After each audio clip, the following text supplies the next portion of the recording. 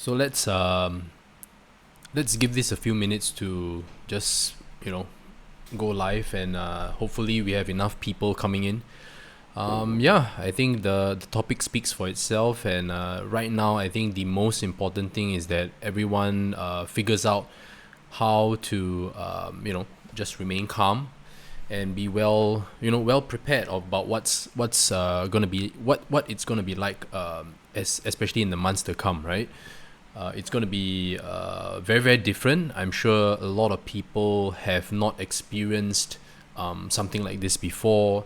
I think maybe those who are, a little bit, who are much younger, they are maybe a little bit concerned, especially the health of their parents. And the COVID is, it's contagious, but it's not as lethal or as deadly as compared to SARS or H1N1. So let's just let a little bit of folks get on board. I think most are now quarantined or they are working from home.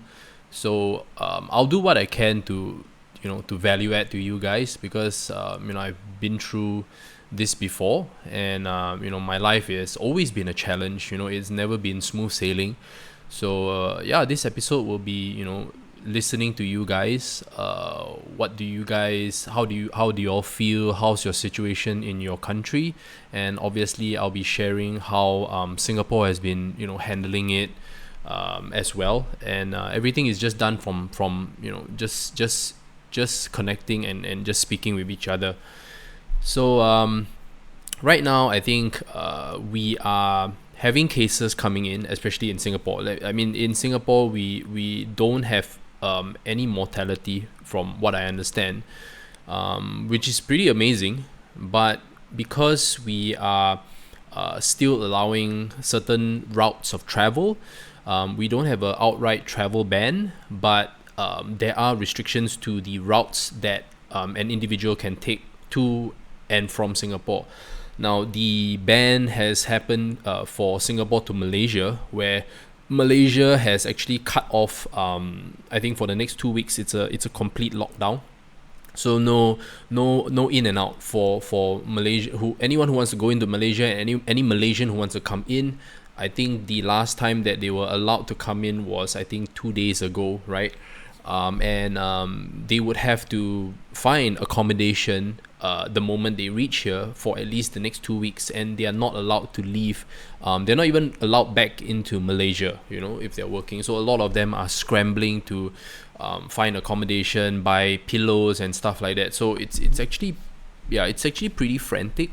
I really feel for our Malaysian friends who have been shuttling back and forth, waking up very early to come to Singapore, clearing the long jams that usually take 1.5 hours to 2 hours to get into Singapore, so that they can arrive to work on time, and they leave usually at about 10 p.m. at night, so that it's less congested. Yeah, it's very, very tiring, and I really always admire that grit, that willingness to want to work, because for them to come to Singapore, it's a big difference in not just pay, right? Because they get 3 to 1 when they work and earn a salary in Singapore, and they bring that back, right? And whereas if they were to work in Malaysia, they would be they would be clearly probably doing the same skill set, but the pay would be significantly different, right? It can be quite it's very challenging, because I know that I have friends who shuttle back and forth to and from Malaysia to Singapore. Obviously, they're staying in JB or Johor Bahru, which is the nearest state to Singapore, right? And then what happens is that they have to shuttle back and forth, and it's a daily thing, and they are usually very, very tired. But I feel that there are a lot of things that Singapore has that people don't appreciate. And I refer that to the Singaporeans most of the time, especially the younger ones, because of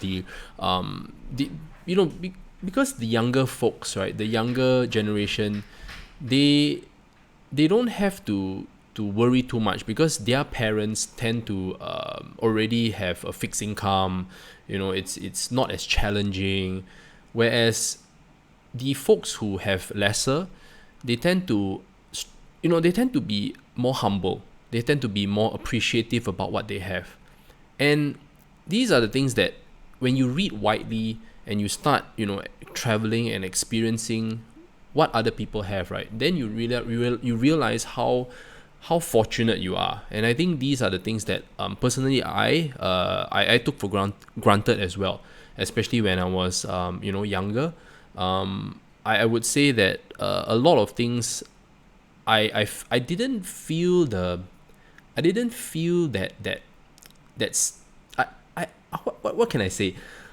Because I was born in Singapore, right? I don't know how difficult it is to get to some place, or how inconvenient it is to get to some place compared to someone else. Okay, when you're born here, the transportation, everything is just done well. The housing, I never have to be in a situation where I don't have a home or I'm hungry. I don't experience all that. Whereas as I grew older and I started reading about the world, and with YouTube, how powerful that is, you start realizing that, wow, how much I have. And I'm so appreciative as an adult now, right? And as when I have kids, I always tell them that, look, a lot of things that you are experiencing now, other people don't have. And I think that is something that we have to really realize. And I guess we kind of appreciate all these things when we start to not have it.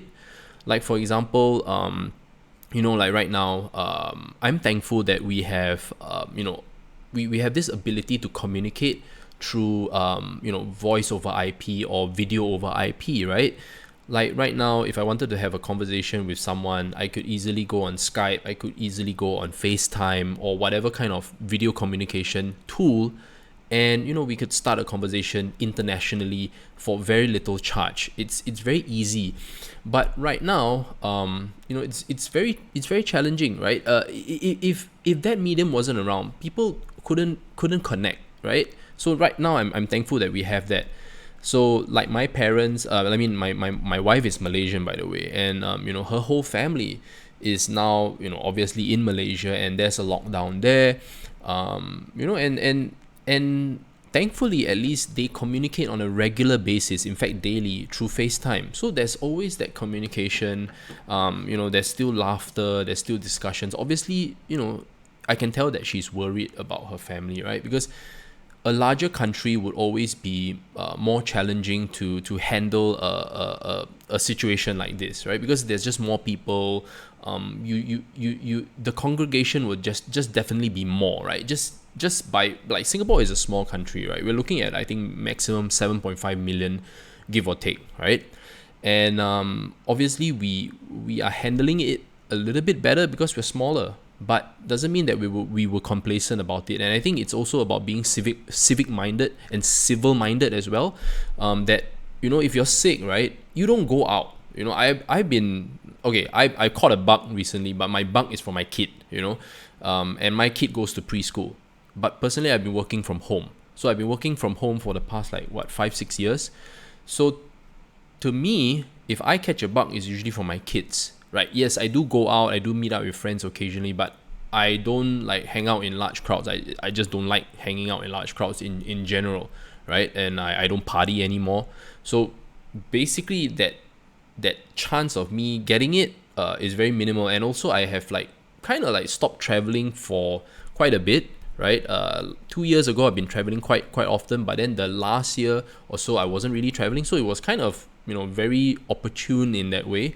But yeah, I mean, it's just very different now. So wait, hi, are you living in a city? Yes, of course I'm living in a city. I'm in a city and I'm starting to get worried. Yes, Jules, I live in a city.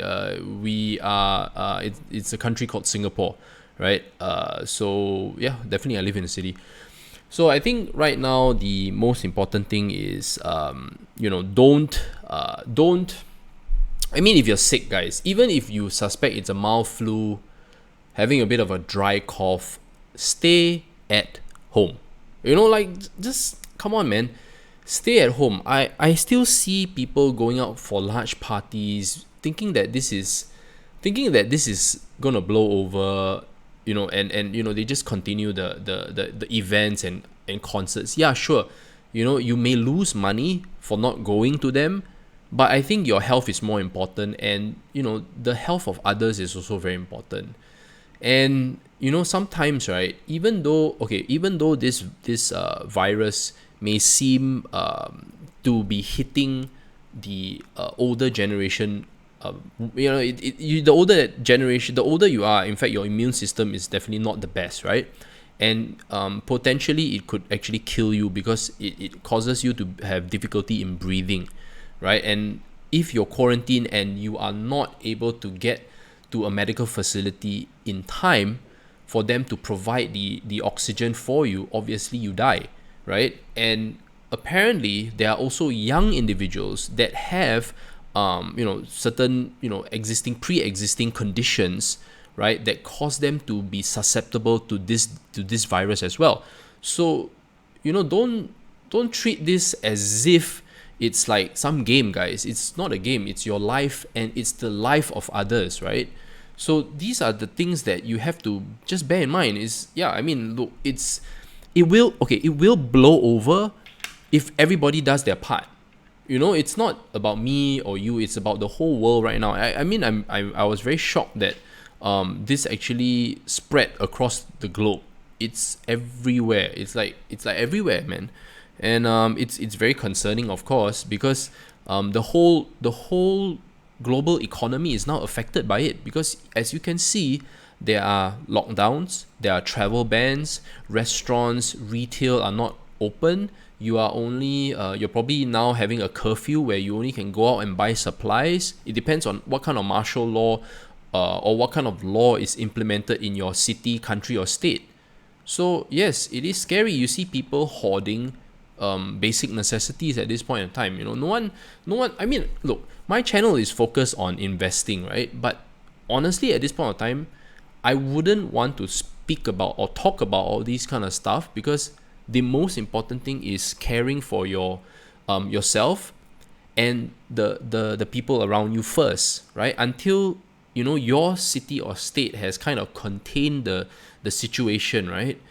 Then okay, we can be free to go and speak about this kind of stuff, because right now I think money is important to have on hand, cash on hand, to at least focus on buying supplies, or in the event that if it's a 2-week lockdown, 1-month lockdown, I really wouldn't know. Buy enough so that you can sustain for your family and your family members. Don't be buying more than you should, man, because I think the worst thing that you could do right now is not care about another human being. That is the worst. Like for us in our household, we just bought literally 1 box or 2 boxes of masks, and a little bit of hand sanitizers here and there. But we were not at the supermarkets and hoarding all that kind of stuff. It's really quite it's really quite sad to see a situation like that. I mean, it's obvious that people are panicking, right? Because you're seeing groceries, you're seeing basically departmental stores completely empty. Okay, it's like an apocalypse, right? It's like an apocalypse. But bear in mind, right, guys, if you do have COVID, right, you actually can recover from it. It's not like a death sentence, you know what I mean? Like you just have to make sure that you are previously you would have had to take care of yourself in terms of your immune system and everything like that. You usually be fine, and children actually recover from it. They may even get it, and then after that they usually they're just up and about, and they're running around. But obviously, if you have a little bit of a dry cough, you've been having a little bit of any kind of flu-like symptoms, you have a fever especially, right? Then you have to stay at home. You really have to stay at home. Don't go out and start mingling and thinking it's fine. Even if you suspect it's a little bit, you don't go out. Just simple as that. Don't go out for the next 14 days until you are completely clear, right? So these are the things that you have to do. Stay connected, man. You only I mean, guys, if you all have this is something that at that time, right, SARS to me was quite bad, right? SARS was a bad hit in Asia, okay? And so the we were probably prepared from that day forth, like in the event that this kind of shit happened again, Singapore would know what to do, and we are not the kind like, oh, when it happened to us, then we kept it to ourselves. As you can see, we make the efforts to kind of go out there. We still help the other countries who are, who have no idea how to handle this. I mean, it's scary because if people are getting suspected of having it, right, it can be very quick to have all the hospital beds all filling up, right? And sometimes people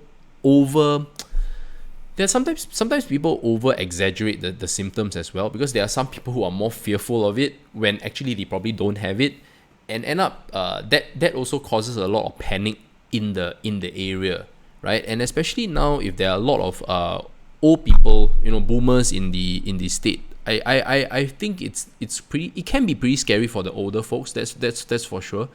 But I'm hoping that as long as they minimize the contact, and I'm happy that the US actually stopped all the major events. We're talking about the the NBA, the NHL. I think basically all major sports, right, have stopped completely. So that's in a way a good thing, because I know sports is a big part of US culture and everything like that. And I'm sure the European side, Italy also was hit very hard. And I know that the Serie A, the Premier League, or the Premier League in the UK, and you have the soccer in Europe side as well. These are very important things that kind of bring people together. It's part of culture. It's very difficult to just suddenly you don't have it. You know what I mean? And I think the best thing that I can do as a person or content creator is to kind of like just be here, for you guys, as much as possible, because I don't want to be complacent and say, oh, Singapore is safe, and that's just it. I want to provide as much help, and content as I can, to help you guys at least see the bigger picture, and at least I can update stuff happening here in Singapore, right? But at the moment now, the cases in Singapore are actually climbing. I'm not entirely sure, and there are certain cases that are untraceable.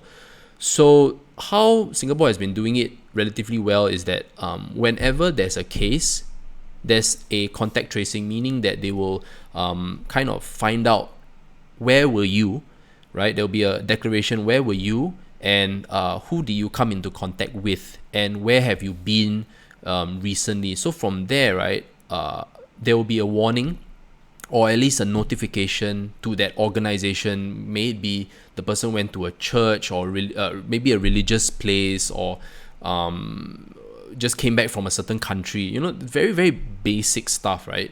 And then from then, they will quarantine the individual for 14 days and then monitor the situation. And then after that, if the person recovers, then the person obviously is able to go back home. It's quite straightforward, right? So far, if I go to the malls, nothing crazy, nothing frantic. Sure, there's certain things that are missing, but when I just went to the supermarket, actually, I don't see anything out of the ordinary. Everything seems okay, actually. I feel that there are less people actually wearing masks at this point of time. So I'm very thankful. I'm really, really very thankful. But how is it like in other countries? I don't know. I really don't know. I see the news, but sometimes the news is always very over exaggerated and always wants to make it look worse as it. Usually, bad news is the one that everyone likes to read, right? And I realize there's a lot of blame also. Like, everyone's playing the blame game, and being very insensitive and saying that, oh, just because this came from China and stuff like that, and the Asian citizens of that country are getting a lot of racial heat because they live there and they're Asian, and And it's like, wow, that's like just so, you're just blanketing the whole situation, and that is something that is so painful to see, especially because I'm Asian, right? And it's so unfair to those people because they have been living there and they are as innocent as you are. And that's the thing about, just being a human being, man. It's about, now is not the time to like point and say why did it happen, right? It's more about, okay, how can we deal with it together? How do you come together as people, and how do you reinforce this? You can even break it down to little communities, sharing your medical supplies or sharing your food supplies. I think if it's anything, this kind of time, right, is not about just about yourself. In the event that you manage to buy more than your neighbor, you could always ask your neighbor, hey man, if you're lacking in anything, don't be shy, come and ask me for some supplies or something like that. And then if you run out, right, your neighbor could very well reciprocate and do the same thing for you. And I think that's how just being able to do things together is very important. Yeah. So at this point of time, these are the things that you want to be more focused on, and also I think during this kind of this time, right, everybody's figuring out and also very concerned about their jobs. I think job security is very important at the moment. That is something that obviously is out of our yeah. Let me just read what Michael is saying. Right, I live in Washington State, and all restaurants, bars, theaters, shopping centers are closed. Yes, people are self-quarantined and working from home. Grocery stores have been bought up. Yep. Okay. Thank you so much, Michael. That's thank you for the update, man. Yeah. I mean, it's gonna, let's just put it as it is. It is going to get pretty bad because you got to understand that these are all various industries, and people will potentially, if this doesn't blow over quick enough, right, companies who are not well capitalized, right, will have to close down. And when they close down, what happens is that people who are working in these various industries will also be affected. So I realize that there are going to be stimulus packages, right? I understand that there's going to be, I think, $1,000 for every American citizen, and that actually puts the country in more debt in that sense. But I think right now that's not really the concern. I think the concern now is using that money for the right things, right? Obviously, if your government is giving you this supply, right? If the government is giving you this amount of money, right? Obviously, it's meant for you to buy certain things, right? Obviously, $1,000 may not be enough, but it's better than nothing. And I think it's a very concerning time, guys. I really feel very sad, that it turned out to be like that. I'm more, because it's like, it's quite overwhelming for me. I don't consider it a happy time. I feel that a lot of people will be definitely losing their jobs. I hope they don't lose their homes because, like I said, right, my channel was always focused on getting people debt free, right? Financial freedom and, being debt free. And the thing is, sometimes you need time, right? You need time to educate the public. And I feel sorry that I didn't do enough videos because I felt that when I was doing all these videos, right, after a while, when people didn't follow what I told them to do, then there was a lot of hate, right? There was a lot of unnecessary comments because, the markets turned against them, or the crypto that they were in didn't perform as well as expected, right? And then I received a lot of unnecessary comments, like I didn't do my research or some shit like that. And after a while, I realized, like, why am I even having to deal with all this? You know what I mean? Like, that's not what I was supposed to do. So, but then I want to stop thinking that way, because I feel that, I think with the level of experience I have, I think during this time, I am going to be able to provide as much as I can for you guys than keeping quiet, you know. And yeah, I've been keeping quiet for quite some time, and I want to be able to put out more content during this period, even if it's just to help out a few people. I'm more than happy to do that. So, you know, if I can find and figure out a schedule, because of my kids, right? They are actually you know, they demand a lot of my time, my kids. And that's also one issue, right? When I'm doing content, my kids are like running around. It's always very, very challenging. So I can't really focus on what I'm supposed to do. But you know what? During this time, I think the most important thing is value adding to you guys, and hoping that I can just bring about some ideas, especially if you are planning to work from home or you're planning to start something new. I think I'm one of the, not the best, but I'm definitely one of those people that can provide that valuable information so that you can kickstart stuff. Because like I said, I've been working from home for 6 years already, you know.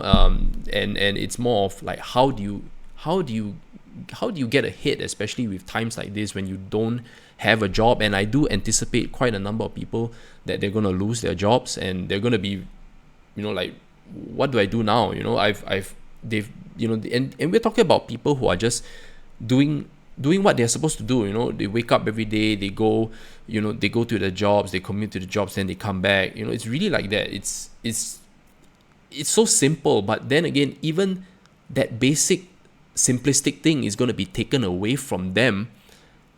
What happens, right? Because nobody prepares for shit early, right? Sometimes when you prepare for all these kind of stuff, right, and you want to kind of discuss it, sometimes people don't.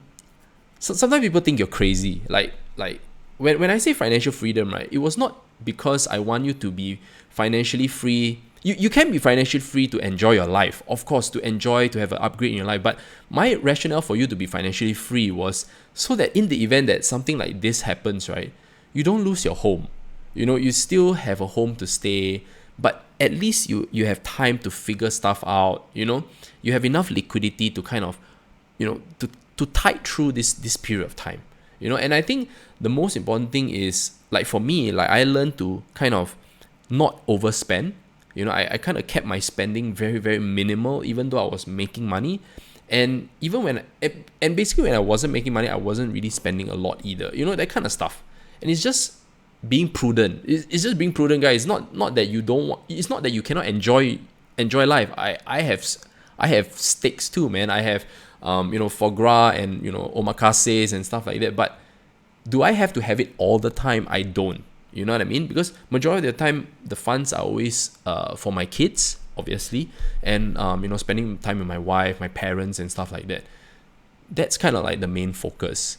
But I think right now, that's a little bit past us, right? Because now the situation is very real, and I think people are wondering, okay, what do I do now? You know, like right now, I was probably having a full-time position. Now I have a part-time position, and I won't know, will my company still be around in the next 3, 6, or 12 months? What do I do now? You know, and I think the right attitude, right, like right now, if I was in your situation, I really focus on getting my finances in order, especially if you're having a mortgage to pay for. I think at this point of time, you have to assess the situation very, very carefully, and this is very, very sensitive, right? I'm just talking in general here, and obviously the steps you have to take will be very different for everybody. So if let's say you have, you know, a mortgage that you have to pay for, right? I think at the moment right now, you have to focus on who is still able to bring in the income to sustain that mortgage, right? And as of now, right, obviously, I think banks, you have to kind of see whether the banks are willing to renegotiate your current payment plan. You know, I think these are the times where, if that's available, right, it's best that you go and consult and see how is that done. Okay, then in terms of you know, let me focus on finance first, right? I think finance is the part where it's very essential. Now, a car is always a need in large countries, right? But if you have more than one car, right, I think it's better that you try to get rid of the other, especially if you're having two cars. I think it's extremely unnecessary.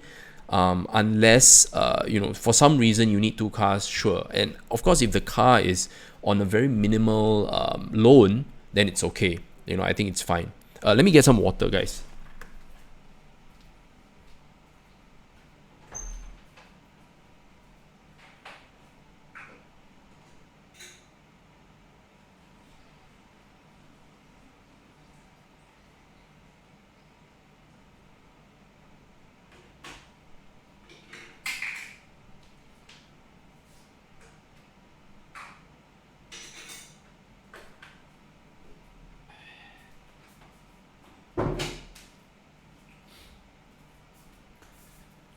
All right, I'm back. Okay. For now, I think there are certain countries that have better agricultural livestock. Basically like Singapore, right? We depend pretty much on Malaysia to bring in certain things. So the trade route for food is still not cut off yet. So I am kind of concerned in the event that if, let's say, Malaysia were to cut off their chickens and stuff like that, yeah, that would be quite an issue. So right now, I think each country, right, has their own, especially when you have resources, right, agricultural, rice, wheat, your poultry, your beef, stuff like that. I think large countries, the benefit is that you all have farms, and I think farmers at the moment right now, I think they're gonna do pretty well in this current scenario. Probably there's gonna be a huge demand for it, especially. But you know what? These are things that are very situational. So I think right now it's more of, okay, where are you in this in this storm? Where are you at? That's the most important question, because a person who is studying, right, who has very little debt, probably wouldn't be too concerned, right? Because you are someone who has practically no liabilities, right? And I think right now, especially if there's this situation, your schools are probably going to be, your university, your school or whatever is going to be closed, and until further notice, your government will probably think about what you need to do. So I think right now the self-improvement part is very, very important, and keeping your health your health up and in check. So these are things that you can do. And I think at the moment, you keep yourself healthy. I think you still can do home exercises and stuff like that. Keep your meetings small, right? I think if you're young, I think being young is awesome. Being young right now is really the best place to be, especially when you don't have any liabilities. And that's where you should probably think about starting something out during this period of time. And yeah, it's one of the best times, guys, because everybody's kind of quarantined at home. You don't want to waste your time just watching Netflix and stuff. You want to be very, very productive during this period of time, because it gives you a lot of opportunity to think, right? Like wow, like how prepared are you, or how unprepared are you during this period of time? You know what I'm saying? Because you never know. Let's not talk about the future. Right now it's really a very trying time. Right now it's really very difficult. So the question is, how do you get out of it, and how many people can you help to get out of the situation as well? I think this is something that social media is going to be very helpful. You can be someone who can, entertain. You can be someone who, gives back in a certain way with your skill set. Whether is it music, I think music is a very powerful thing, right? Like I don't play any musical instruments or whatever, But I feel that music is, especially if you're someone who does, play music, like you can play an instrument or something like that. Start, going onto TikTok, start an account on TikTok and, create something. And especially if you're a dancer, right? You still can be very creative and, teach people how to dance or just, do some challenges. I'm not a TikTok person, by the way. I just don't see myself on that platform. But, it's not that I couldn't, but I'm just saying that these are stuff that you can do. I know it's very popular with the younger folks. Then for the folks who are like my age, I'm already in my 30s, almost 40s. YouTube, Facebook is still kind of like the place to be, where you kind of get the news and stuff. But you are there to kind of like connect. So I feel that the best medicine for everybody is to kind of have conferences. And I think you can do that very easily with Skype, Facebook, have lots of conversations with your loved ones, especially, you've been too busy with work and you kind of forgot about the connectivity, right? The connection with people. I think right now is the best time to connect with people. Like really like reconnect. I'm not saying that you're doing it unintentionally or you're just being a piece of shit when you were supposed to, but I guess right now is the best time, for that fellowship, that because there's no excuses right now, right? Like if you're at home, apart from playing, I mean you can play games and stuff like that, but how many you want to be surrounded by people that you love, or you want to connect with your dad or your parents, your grandma, your granddad, people whom you have kind of stopped connecting with because your life was so busy. Right, you want to like kind of pick up the phone and start calling them and asking, hey, how are you, grandpa, how are you, grandma, and stuff like that. I can't do that because my my grandparents have already passed away a long time ago.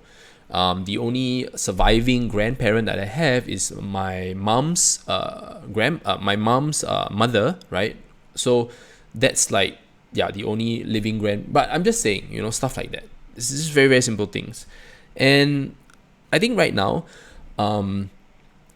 improving yourself is very important because you need to pick up certain secondary skills, especially if, let's say, for example, your industry is affected, right? F&B, the airlines are going to be affected, right? So that's, and in banking, banking is, I guess, still okay, and I realized that there are certain states that have kind of shut down in terms of how much you can withdraw per day.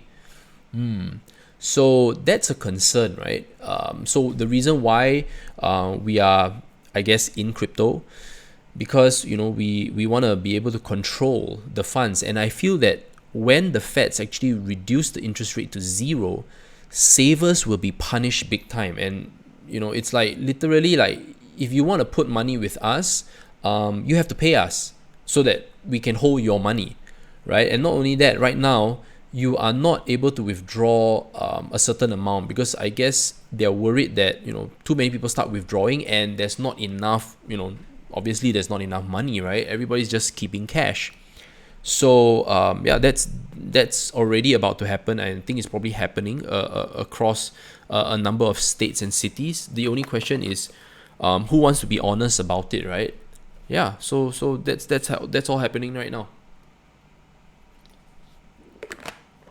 So I think I want to also be able to share a little bit about one of my members who recently said that he was relatively prepared. So I want to share this little story with you guys, right? So this member of mine, I mean it's pretty long, so kind of have to bear with me, right? So basically he graduated from university. He had a scholarship which paid for his entire tuition and left him with about $1,000 every semester.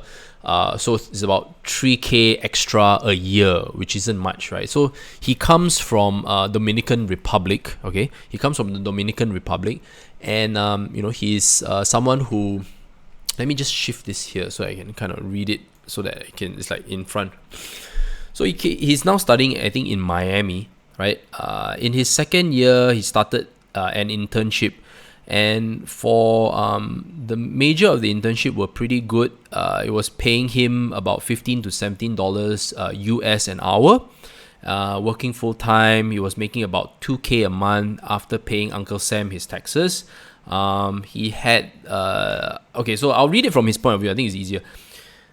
Okay, so while I was in university, I had a scholarship which paid for my entire tuition and left me about 1,000 every semester, so 3K a year, which isn't much. For my first year, my parents would send me about 500 US to pay for part of my rent and food. And he goes on to describe that he eats tuna, tilapia, ground beef, rice, broccoli, and cup noodles were his best friend. My second year, I started internships for my major. The internships were pretty good. Paid about 15 to 17 US dollars an hour. Working full time, I was making about 2K a month after paying Uncle Sam his taxes. I had the internship for 1 year, but before that one, I had a summer internship, which paid really good. So I managed to both start my first stash. So I kind of asked him, how come you're so... Yeah, okay, so how this conversation started, just to rewind a little bit, was he said that he was prepared for what is to come, the current situation. I was like, how do you do that, right? Because he's been in the group for a year already, more than a year, right? So when he was in the group, he was still studying. He had not graduated yet. That's something that I know. So anyway, back to the story. I had that internship for 1 year, but before that one, I had a summer internship, which paid really good. So I managed to both start my first stash. So he had two stashes. So basically, he had two stashes, right, of cash, or at least one stash was to pay for all the debt. Get into debt and firsthand learn how to leverage it to some extent.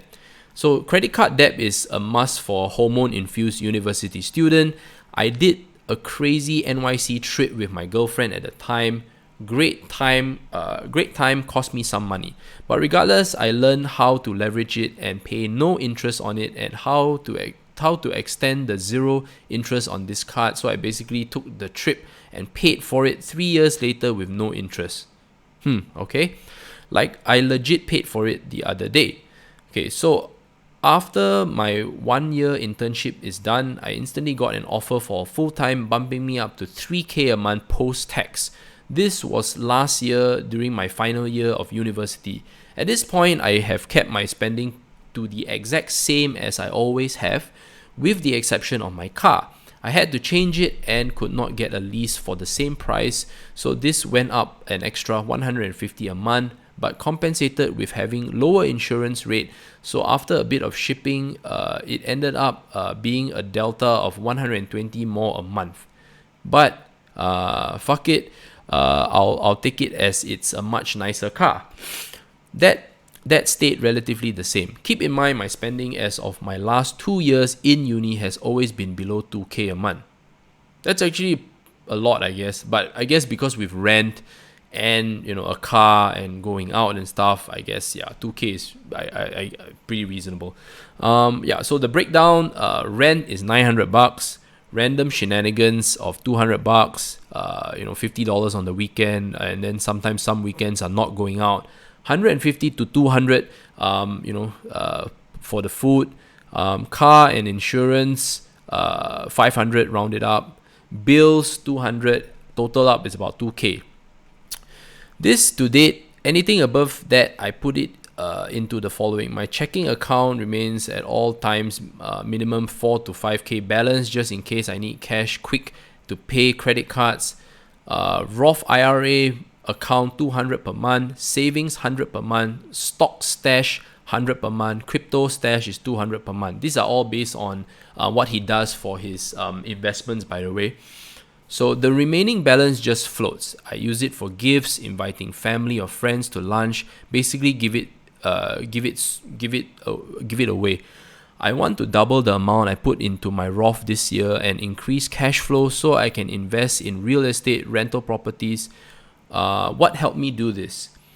It all started with envy. I was very jealous at how people viewed the Wall Street kids, and I was just some kid that came from some third world country. So he came from the Dominican Republic, and I think he studied in Madrid for some time. I think for 5 years. Eventually, as I built myself up, I realized the most of it was just a facade. It was real. Majority just had parents' money and flaunted it. They had zero expenses, so saved and blew away 100% of their income, which made it seem like they had a lot. Realizing that I understood that it all came down to how you manage the money, so I started investing time into researching how money works, stock, all financial systems. I came across crypto, which seemed like fun, which brought me to your channel, one of the first and probably the only one apart from Ivan on Tech I still watch. From crypto, I learned patience, how to not move under fear, and how to actually do research and not believe some assholes with a pretty homepage and a crazy idea.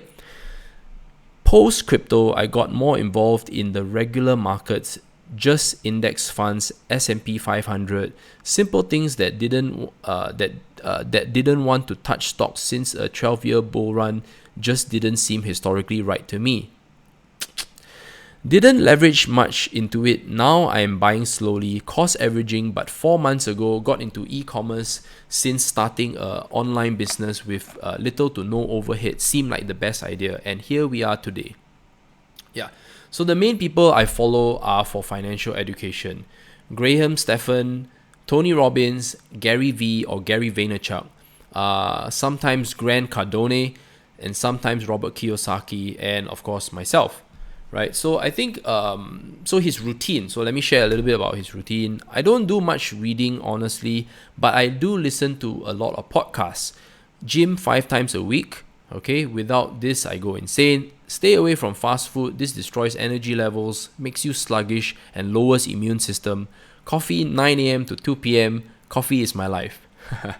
Good luck to you, Ryan, reading all this. But you asked. Yep, I did ask, and I think it's.